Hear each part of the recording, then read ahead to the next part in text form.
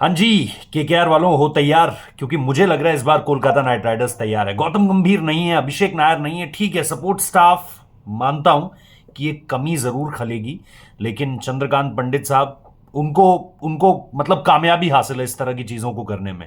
Trophy दिलाने में वो माहिर है, जाके रणजी ट्रॉफी के रिकॉर्ड्स देख लो। इसके अलावा Dwayne Bravo in and out जानते हैं, गौतम गंभीर को टेक्स्ट मैसेज भी भेज चुके हैं कि कुछ टिप्स दे दो किस तरीके से चैंपियन बनाना है। लेकिन मुझे सीरियसली लगता है कि अगर कोलकाता नाइट राइडर्स से बढ़िया किसी के पास स्पिनर्स हैं तो मुझे बताओ, किसी के पास फिनिशर्स हैं तो मुझे बताओ।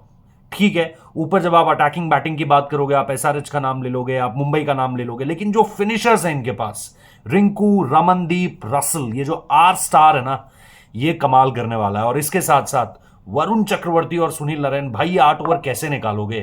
तो यार स्वॉट एनालिसिस में मैंने स्ट्रेंथ तो आपको पहले ही बता दी, लेकिन अभी मैं टीम की तरफ आ रहा हूं। कुछ कमजोरियां भी हैं, कुछ बारीकियां हैं जिन्हें थोड़ा सा बात करने की कोशिश करेंगे। लेकिन मुझे लग रहा है कोलकाता नाइट राइडर्स, अगर इस बार उनको उड़ान सही मिल गई, वो जो रनवे पे जब दौड़ना होता है ना, यानी जो शुरुआती गेम्स है, वो अगर शुरुआती गेम्स सही चले गए ना, तो केकेआर को रोकना बहुत ज्यादा मुश्किल हो जाएगा। यस, पेस अटैक एक कंसर्न एरिया हो सकता है इस बार, बट स्टिल मैं ऐसा नहीं कहूंगा कि बिल्कुल ही मतलब खराब और सबसे ज्यादा जो है वो वीक बॉलिंग लाइनअप है, नहीं। यस, उन्होंने एक मसला ये रहा है मुझे केकेआर के साथ, देखो दिक्कत क्या रही है, मैंने तारीफ तो कर दी, दिक्कत क्या रही है? दिक्कत ये रही है कि अपने जो स्टार प्लेयर्स थे उनको ज्यादाओं को नहीं रोक पाए। ऑब्वियसली रिंकू को रोका, रसल को रोका, सुनील नरेन को रोका, वेंकटेश अय्यर को वापस लिया, बड़ी रकम दी, लेकिन 3 नाम यार, श्रेयस अय्यर, मिच स्टार्क और फिल सॉल्ट, ये 3 बड़े नाम है यार। और कप्तान यार, सबसे बड़ी बात है श्रेयस अय्यर के नाम की। खैर, जो बीत गई सो बात गई, उस पर ज्यादा आंसू नहीं बहाएंगे। जो है उससे क्या कर सकते हैं, उस पर हमारी नजरें रहने वाली हैं। एक ही रिक्वेस्ट है आप लोगों से, प्लीज सब्सक्राइब कर लेना, नोटिफिकेशन बेल प्रेस कर देना, ताकि हमें भी आप लोगों की तरफ से सपोर्ट मिले। स्क्वाड मेरे सामने है, रिसर्च देखेंगे, नोट्स देखेंगे थोड़े से, और बात करेंगे इस चीज को लेकर के। अजिंक्य रहाणे हैं, उसके अलावा अगर आप देखोगे रिंकू सिंह है, मनीष पांडे एक नाम है, रोमन पवेल है, अंकुरिश रघुवंशी, अगेन ये यंग लड़का है जिसने पिछले सीजन बहुत अच्छा किया है।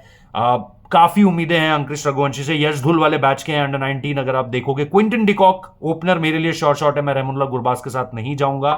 फिर लवनीत सिसोदिया है, अगेन एक विकेट कीपिंग ऑप्शन है। Venkatesh Iyer, Moeen Ali, Andre Russell. मोइन अली को मैं यूज करूंगा इस बार इंपैक्ट सब के रूप में। अगर मुझे कहीं पता चलता है कि यार स्पिन फ्रेंडली कंडीशंस अच्छी हैं, तो मैं मोइन अली को उतार सकता हूं। जैसे लखनऊ का ग्राउंड हो गया, चेन्नई में अगर मुझे असिस्टेंस मिलती है स्पिनर्स को, तो मैं मोइन अली को उतार सकता हूं। मेरे पास आंद्रे रसल है, कुछ कहने की जरूरत नहीं है। सुनील नरेन को अगर आप अपार्ट फ्रॉम गौतम गंभीर, वो जो पिछला आईपीएल गया था, उसके इर्द गिर्द देखोगे तो आपको डिफरेंस देखने को मिल जाएगा। जैसे अगर आप पिछले आईपीएल से पहले की परफॉर्मेंस देखोगे, कुछ नहीं है, पिछले आईपीएल के बाद की परफॉर्मेंस देखोगे, कुछ नहीं है, बट विद इन आईपीएल अगर आप उनकी परफॉर्मेंस देखोगे तो बड़ी कमाल की पारियां खेली है उन्होंने। और अगर आप बोलोगे कि one of the deadly players, तो आप फिल सॉल्ट का नाम लोगे और आप सुनील नरेन का नाम लोगे। ये 2 नाम उस वक्त पर आपके लिए सबसे बेहतरीन ऑप्शंस हो सकते हैं। So talking about these two, उसके अलावा अगर आप देखते हो तो आपके पास फिर अनुकूल रॉय, अगेन इंपैक्ट सब के तौर पर यूज किया जा सकता है, लेफ्ट हैंड बैटर हैं।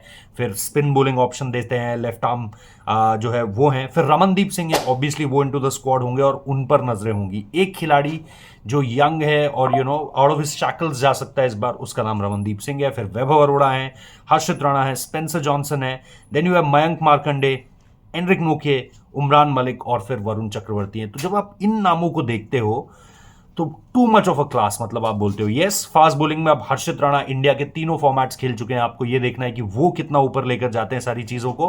बट क्वालिटी, चाहे वो फास्ट बॉलिंग में देखो, चाहे वो स्पिन बॉलिंग में देखो, स्पिन बॉलिंग तो टॉप क्लास है। मैंने पहले भी बोला, इस टीम से बेहतर फिनिशर्स अगर किसी और टीम के पास है तो मुझे बताओ कमेंट बॉक्स में, इस टीम से बेहतर स्पिन ऑप्शन है तो मुझे बताओ कमेंट बॉक्स में।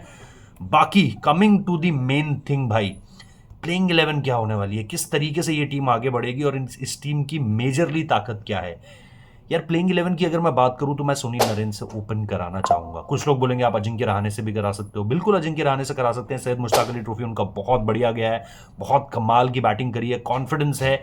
और वेंकी मैसूर ने भी यही कहा है कि एक्सपीरियंस को बैक कर रहे हैं हम। ऐसा नहीं है कि वेंकी अय्यर के पास कुछ नहीं था, कि उन्हें कैप्टन नहीं बनाया जा सकता था, लेकिन अजिंक्य रहाणे सेकंड स्टिंट है उनका, 2022 के टाइम पर भी थे, लेकिन जो एक्सपीरियंस वो लेकर आते हैं वो बड़ा कमाल की चीज है। और आने वाले दिनों में आप वेंकी अय्यर को भी यहां पर लीड करते हुए देखोगे कोलकाता नाइट राइडर्स को। बट मैं सुनील नरेन, वो जो गौतम गंभीर ने उन पर ट्रस्ट दिखाया था ना, वो मैं सुनील नरेन पर दिखाना चाहता हूं, उस तरह का कॉन्फिडेंस देना चाहता हूं। खुलकर खेलो, मैं हूं, सारे गेम्स मिलेंगे विदाउट अ डाउट, क्योंकि बॉलिंग में तो वो सबसे बढ़िया गेंदबाज हैं ही। लेकिन सुनील नरेन और क्विंटन डिकॉक, कुछ लोग रेमनुल्लाह गुरबाज का नाम लेंगे, बिल्कुल यार, जिन लोगों का इंटरेस्ट है, मुझे ऐसा लगता है कि रेमनुल्लाह गुरबाज चैंपियंस ट्रॉफी में अभी कुछ ज्यादा अच्छा नहीं किया, ज्यादा अच्छा क्या, अच्छा किया ही नहीं। बट क्विंटन डिकॉक, मैं ट्रस्ट दिखाऊंगा क्विंटन डिकॉक पर, सुनील नारायण, क्विंटन डिकॉक होंगे। अब इसके बाद जो मेरे पास एक नाम आता है यार, वो नाम है वेंकी अय्यर का। कुछ लोग कहेंगे यार अजिंक्य रहाणे को 3 नंबर पर तो लाओ, पर मैं उनको मिडिल ऑर्डर दे सकता हूं, क्योंकि मुझे पता है वो बंदा खेल जाएगा वहां पर। वेंकी अय्यर को मैं इस बार बड़ी जिम्मेदारी देना चाहता हूं, पैसा बड़ा मिला है उस वजह से नहीं, लेकिन मैं चाहता हूं यार कि अब मैंने इतना ट्रस्ट दिखाया है, वो उम्मीद नहीं कर रहे थे उतने पैसे की, उनकी कोई गलती नहीं है, लेकिन अगर मैंने उतना पैसा दिया है तो मैं चाहता हूं कि परफॉर्मेंसेस आए और 3 नंबर पर वो मेरे लिए एमवीपी बने।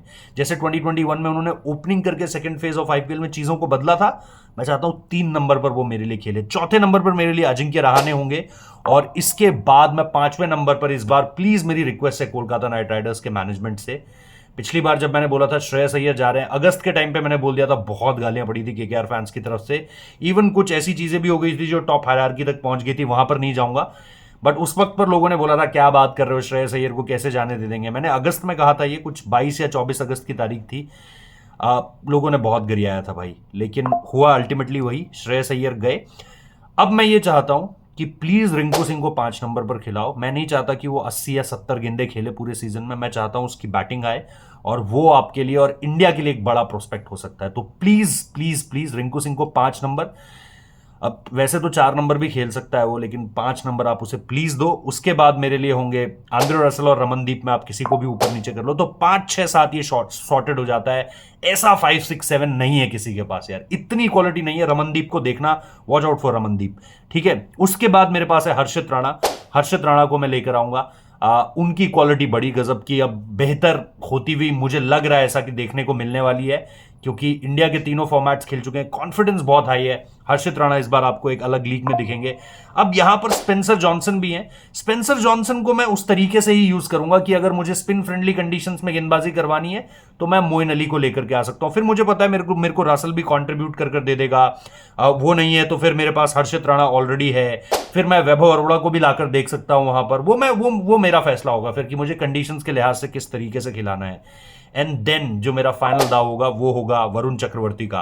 तो सुनील नरेन 1, क्विंटन डिकॉक 2, उसके बाद वेंकी अय्यर 3, फिर अजिंक्य रहाणे एट 4, फिर उसके बाद Rinku Singh at 5, Andre Russell at 6, Ramandeep 7, Harshit Rana 8, Spencer Johnson / Moeen Ali 9, Varun Chakravarthy 10, अच्छा मैंने 10 ही बताए थे। और इसके बाद अगर अब यहां पर मैं खुद फैसला लूंगा कि मुझे वैभव अरोड़ा को खिलाना है, मैं वैभव अरोड़ा को लेकर आ सकता हूं, वो एक कांस्टेंट परफॉर्मर रहे हैं इस पूरी टीम के लिए। फिर मुझे अगर अनुकूल रॉय को खिलाना है, मैं अनुकूल रॉय के साथ जा सकता हूं। अब उसके बाद मेरे पास बथेरे ऑप्शंस हैं। मेरे पास उमरान मलिक का भी ऑप्शन है, मैं उमरान मलिक को ग्रो करते हुए देखना चाहता हूं, specially under the eyes of Bharat Arun sir, क्योंकि उन्होंने इंडियन बॉलर्स के साथ बहुत काम किया है, बहुत ग्रो करवाया है, तो उनकी छत्र छाया में रखूंगा। मयंक मार्कंडे मेरे पास एक और ऑप्शन है, मुंबई के लिए अच्छा किया था, इंडिया भी खेल गया, इंडिया वर्सेस न्यूजीलैंड डेब्यू किया था, वो मेरे पास वहां पर ऑप्शन आ जाता है। तो फॉरनर्स में मेरे पास एनरिक नोकी आ जाते हैं, हालांकि डेथ में मुझे उनसे थोड़ा सा दिक्कत होती है क्योंकि डेथ ओवर्स में काफी रन पिटा देते हैं।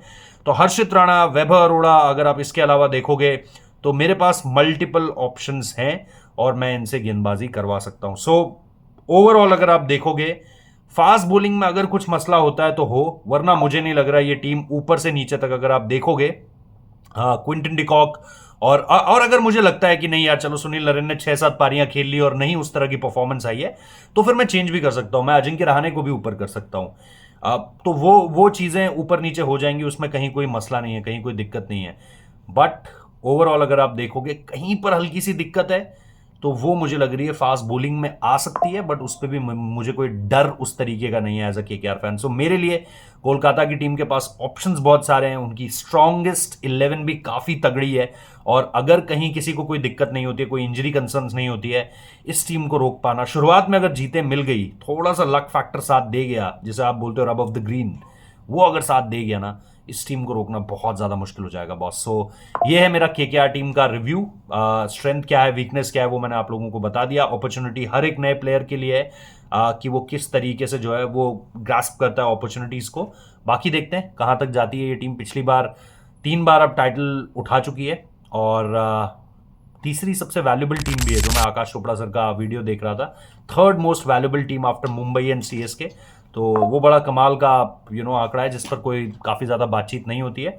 बट यस, और एक और उन्होंने आंकड़ा बताया था, कोई इस टीम से पर्पल कैप नहीं जीता है। ऑरेंज कैप जीते हैं रॉबिन उथप्पा, लेकिन पर्पल कैप कोई नहीं जीता है। ये एक बड़ा इंटरेस्टिंग ट्रिविया था। चलिए, thank you so much for watching this video. Subscribe कर लेना, नोटिफिकेशन बेल प्रेस कर देना। अपनी केकेआर की टीम बताओ यार, आपको क्या लगता है? चेंजेस हो सकते हैं, देखो फ्लेक्सिबिलिटी है। अजिंक्य रहाणे को ऊपर लाना है, बीच में अंकुश रघुवंशी को डालना है, कहाँ किसको लेकर आना है वो आप बताओ। बट मैं दो चीजों को नहीं छेड़ूंगा। एक, मुझे रिंकू सिंह के बैटिंग ऑर्डर को नहीं छेड़ना है, और दूसरा, मैं वरुण चक्रवर्ती को देखना चाहता हूं कि वो किस तरीके से आगे निकलते हैं इस बार। क्योंकि पिछले सीजन के मुकाबले उन्होंने सुनील नरेन को थोड़ा सा पीछे छोड़ दिया था गेंदबाजी के मुकाबले में। इस बार क्या करते हैं वो देखना दिलचस्प होगा। Thank you so much.